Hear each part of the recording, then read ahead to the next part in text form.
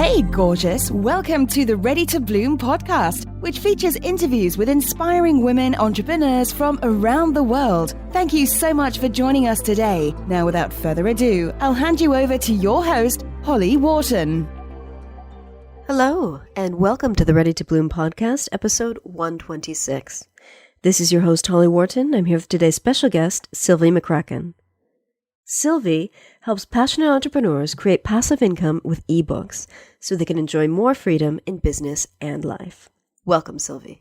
Hey, well, thank you so much for having me, Holly. I'm really excited to talk ebooks with you today. Awesome. I'm excited too. Great. So why don't you start out by telling us a little bit about your background and your business journey and how you got to where you are today? Sure. Okay. So I was working in a full-time day job in the entertainment industry a few years ago, and actually for about a decade or so. And at some point, I sort of decided that I had this passion of health and nutrition that I wanted to share with the world and decided to start a blog. And I didn't want to do it as a hobby. I knew that because I had at the time 2 toddlers and a teenager. So I knew that if I was going to start a blog, it had to be a business. So I started looking into that right from the get-go. And I had attempted a few little entrepreneurial ventures before that had nothing to do with the, blogging online space. And those I had given up on. So this was sort of another attempt at this entrepreneurship thing. And so I started a blog and started right away trying to figure out how to monetize it. And what I did is I went into ebooks 6 months after starting my blog. I released my first ebook, and that didn't do much of anything right away. I didn't have a lot of traffic or anything like that. But 6 months after that, by the time I had released my second ebook, a little bit after that, I was making enough money to quit my 6-figure day job. And then 6 months after that, I passed the 6-figure mark in my business. So that's sort of when I decided, okay, this is something I want to teach to fellow entrepreneurs as well, because a lot of my colleagues were, asking me for advice at the time and that kind of thing. And that's when I started my second business, which is, I'm running both of them concurrently now. And that's where I teach other entrepreneurs how to make passive income with ebooks, which is what I did in business number 1. Excellent. So what do you think the tipping point was where things went from kind of struggling to build up that community and sell those ebooks to just flow? Yeah. Because there's a big shift there, because as you said, when you released the first ebook, you didn't have a lot of traffic. So what happened? Yeah, well, I think, as much as I love teaching people how to create passive income with ebooks, the best teacher is going to be when they actually do it as well. So even the people that are in my course, they're learning so many lessons just by doing the work, right? Because we can take all the courses we want. If we don't do the work, we're not going to learn anything. So for me, since I didn't have anyone to teach me how to do it, I learned by doing, and I made a lot of mistakes with my first ebook, and, but there were a lot of things that were working. And what I was loving, especially with that small amount of traffic, I was loving the fact that I was making more money per hour, I guess you could say, having my own products than I ever would with a sponsored post or with ads or anything like that really does require massive traffic.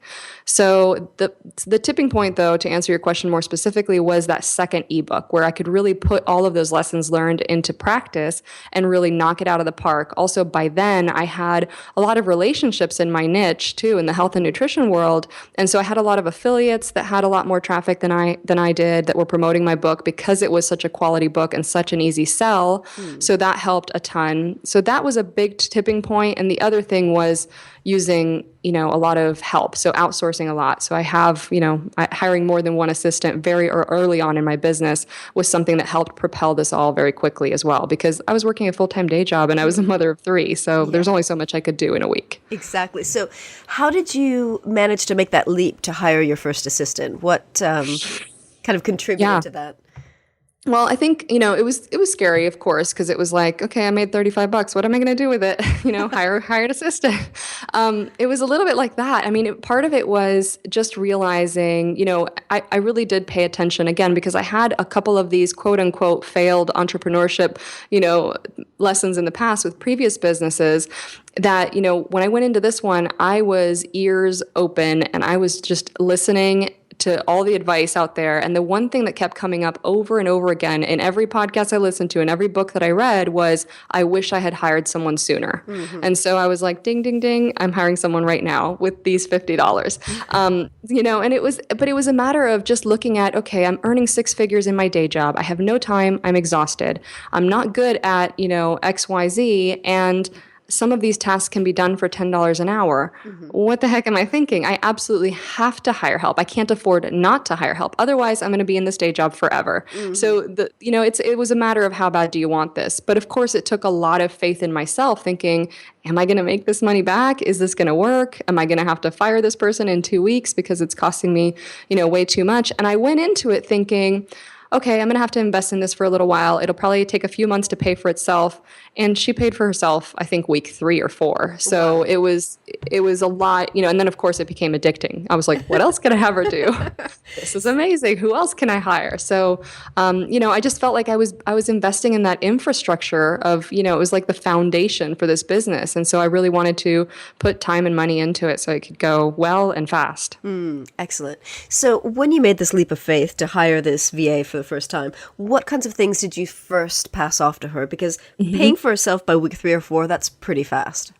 Yeah, of course. Well, that was back in the day when Facebook actually worked.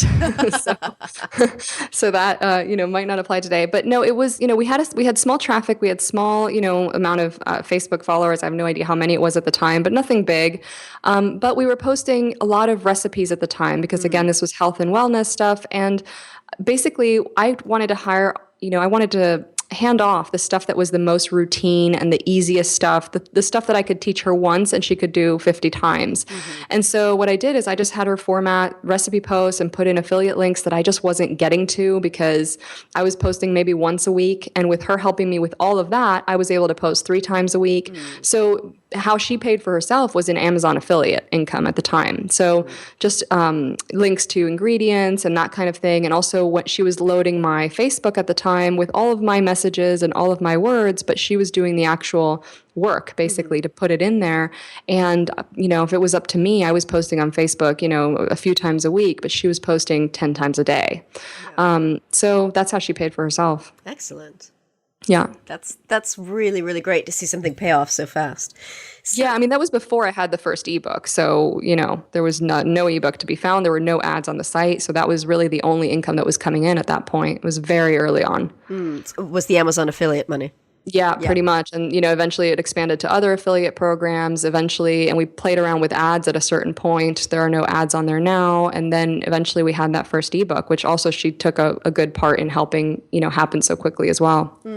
So how did you discover the power of ebooks as passive income? Why did you choose to create an ebook rather than something else?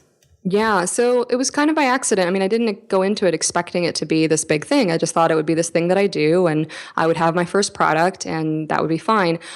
I think the fire under my butt for it was at the time I was in a network of bloggers, and we were going to do a bundle, and that's kind of what gave me a deadline to crank it out. And that first version of that first ebook probably suffered a bit just from that, speed, I think, that was required. But it was good in terms of it really made me, just do it, as opposed to second guessing it for months and months. So I started with that, made a little bit of money with that bundle sale. Again, it was very traffic dependent, and so it wasn't tons of money. And then I, of course, put it up for sale on my website individually. And I didn't have tons of affiliates or anything like that for that first one because it wasn't necessarily the best product you've ever seen in your life, right? But I started kind of paying attention to my colleagues that had been in this business for a lot longer than I was, and kind of the ones whose businesses I admired and the ones whose businesses I didn't really want to emulate because it seemed like a lot of time for not a lot of money. And the consistent thing that I knew was I wanted also a little bit more control in my business. So, I saw, I would see them kind of griping about this sponsor wants me to do this. I'm not really sure what to do, ethics and this and that. And I just thought, I have a day job. I don't need to go create another one for myself. What I want is control in my business, and I want control over my income. And the only way to do that is with your own products. If you're going to be doing sponsored posts and ads and that kind of thing on a blog, which there's nothing wrong with any of that, but it is a little bit less control. So I knew I wanted to go towards that model. So I thought, all right, well, let me do more of this and see what happens. And so I did the second ebook. And, again, with that one, applying all of the lessons learned that, the good stuff and the bad stuff from the first ebook. And that's when it really took off. And at that point, there was a minute there where I was making more money, just a spike in sales where I was making more money per hour, than my boss's lawyer at the time. And I just thought, this is insane. Obviously that's just a spike, but I was like, there's something to this. Like, we got to pay attention to what's going on here. So, again, just kind of doing more of what works and letting go what was not working. Excellent. And so you've continued to create ebooks in your business. Why have you continued to go with ebooks rather than choosing for online courses or programs, which a lot of people seem to be doing? Yeah. So, I have two different businesses now. So I still have the health and wellness one, which is HollywoodHomestead.com. And on that one, I have done only ebooks. And then on SylvieMcCracken.com, I don't actually have an ebook yet. I have only a course. So I've done two different things. And, part of it is experimentation, but part of it was in the health and wellness space. I didn't really want to do a course, although I was asked to do a course a couple of times. And part of it was because some of these, like the last ebook I released it's about a medical condition called SIBO, and it's pretty complicated. And quite honestly, I would rather they hire a doctor to help them with that. If they need more help than what is in my ebook about that condition, I really don't think that having a course is the way to go. Yeah. So that's just sort of more on a personal example basis. But in terms of, if I had to suggest to your audience, why go with an ebook over a course, first of all, I don't think you have to pick. You can absolutely do both. And then you have, two different price points at which people can work with you at as well. But I think that ebooks are, of course, easier to create, right? Because you only need a Word document or a Google document or something to start, and you can keep it pretty simple. And then they're also, you can also update them. So they're easier to update. You wouldn't be able to update a video course the way you are an ebook.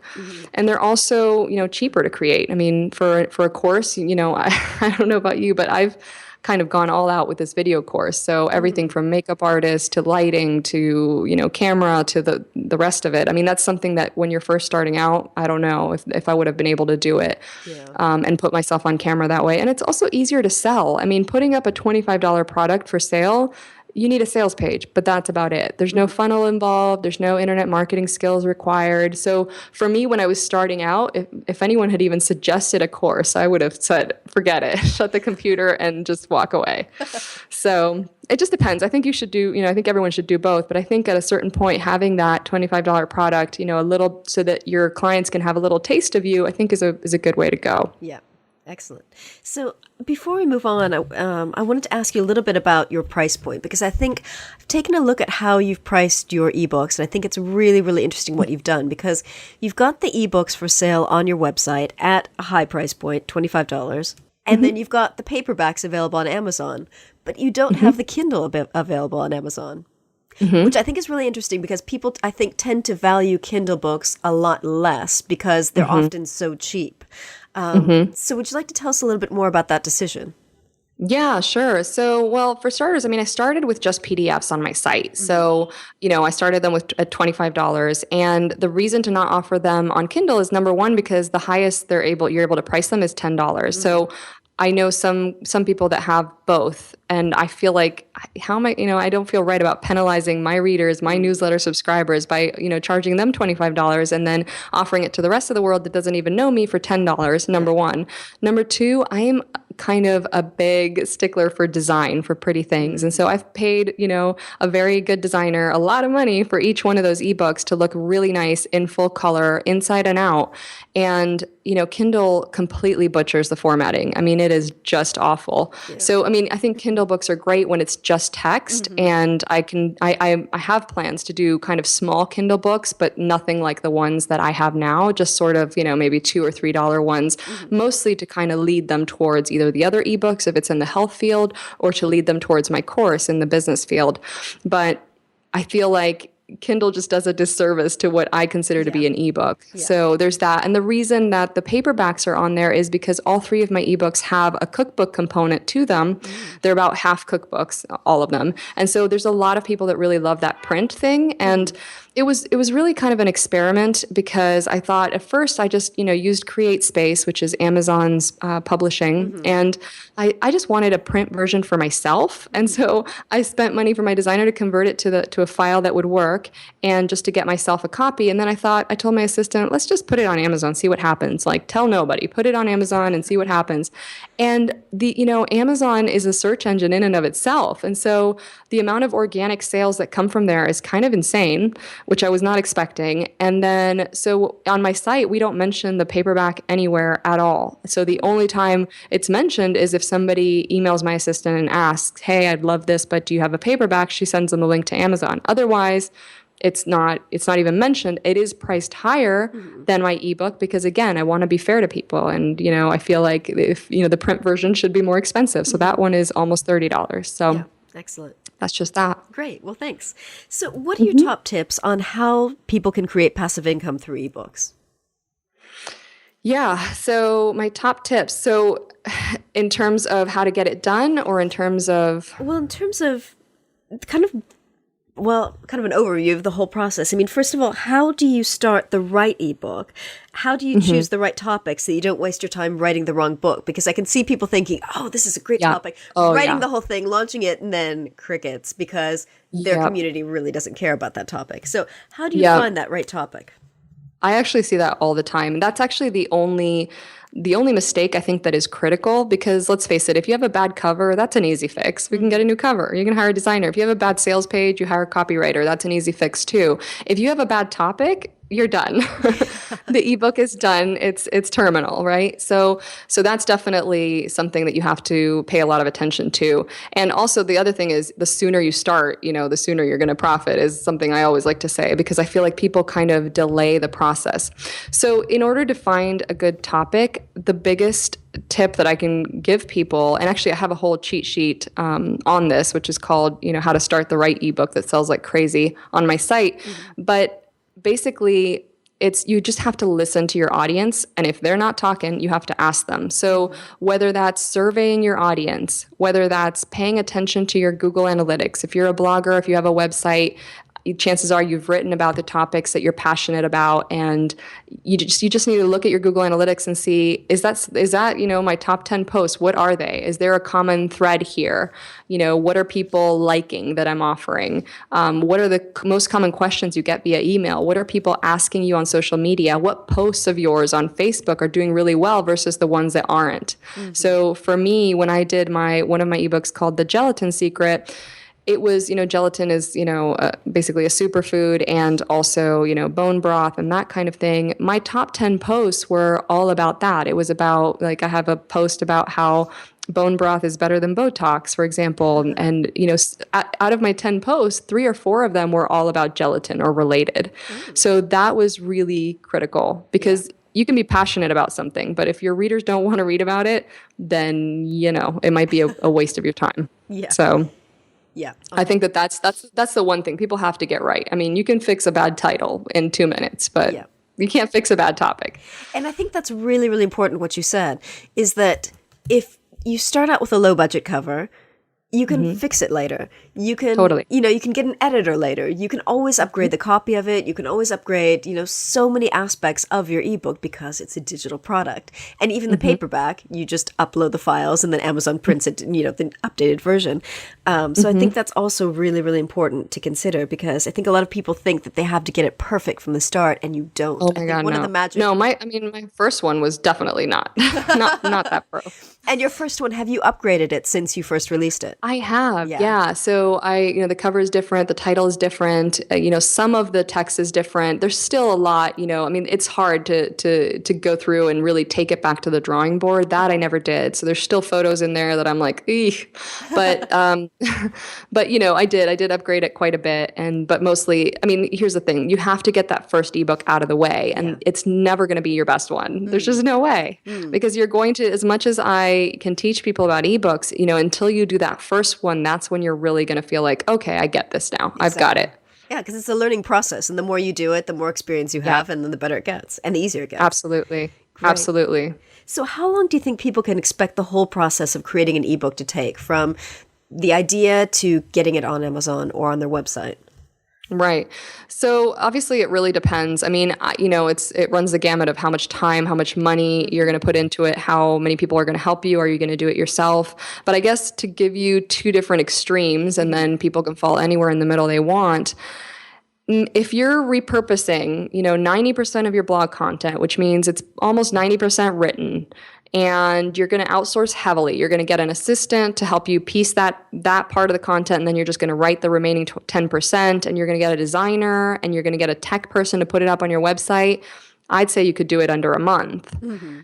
But if you're going to create it from scratch, you either don't have any content on your blog or you don't want to use any of it, and you're going to just start with a blank Word document. Mm-hmm. You're not going to hire any help. You're going to do it all yourself. You have a full-time job. You have 1 hour a week to put into it. Then, I think, that would take quite a few months, really. Yeah. Mm-hmm. So it depends on, for me, I love speed. And also, I'm not good at design, etc. So for me, it was really easy to say, I'm hiring all of this out. But my first ebook, to give you an idea of somewhere in the middle of all of that, took probably 3 months. Okay. At least half of the content was repurposed, and I had some help, not as much help as I have now, but I did have my assistant putting together the part that I was going to repurpose. I hired a designer, and I battled with trying to figure out the tech for a while until I hired someone to help me finish it.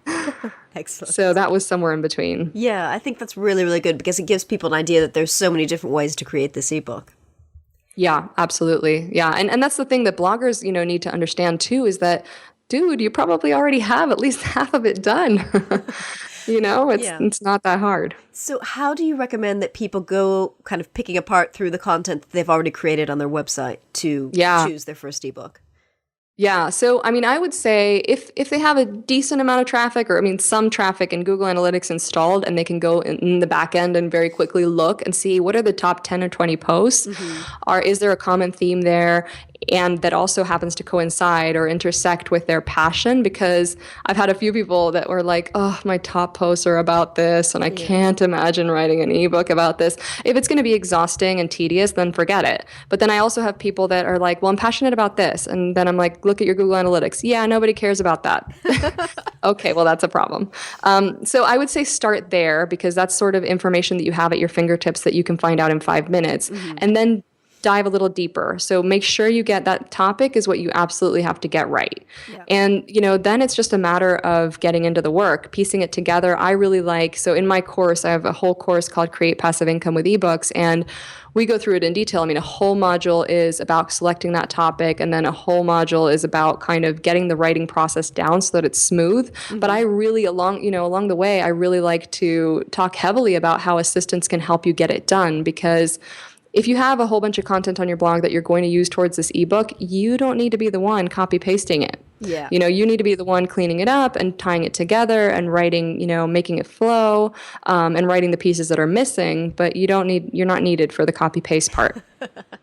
That's not your zone of genius. So yeah, exactly. And I think that's something that so many people probably think, oh, well, it's so easy, it'll just take a few minutes. I'll just copy and paste all the stuff into one Word document. But it's like, you don't have to do that if you don't want to. Totally. And sitting down to a blank document is just depressing.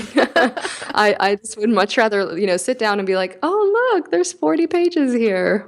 That was magic. So yeah, that's much better. Excellent. And one thing I just felt the need to mention because it popped into my head is you can also use, if you've got audio copy, because I've done solo podcast episodes that I've used later to create transcripts, which I've had someone do for me, and then use that copy within my own ebooks. So even if people think that I don't have that many blog posts, but I do have videos or I do have audio, you can get transcripts done for that. And of course, that's another thing that you should be hiring out for, because that does not sound like fun. And that's what that's genius.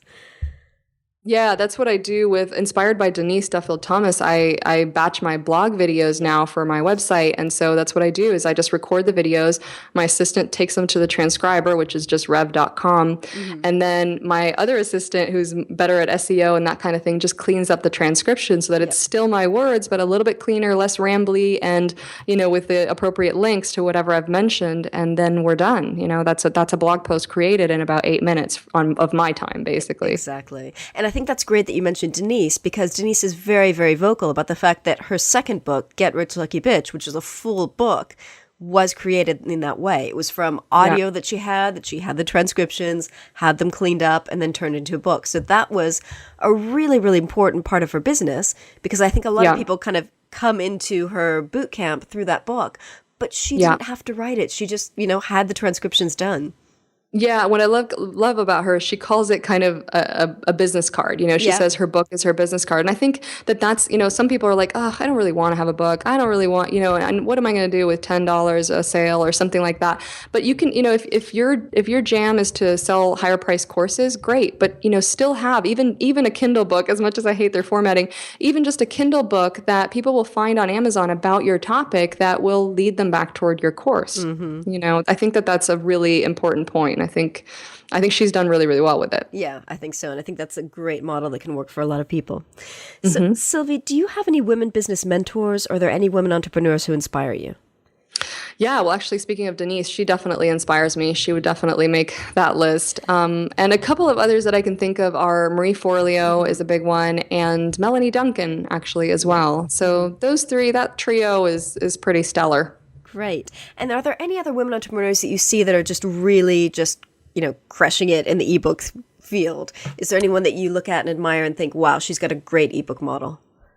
That's a good question. I have to think about it. I have to think.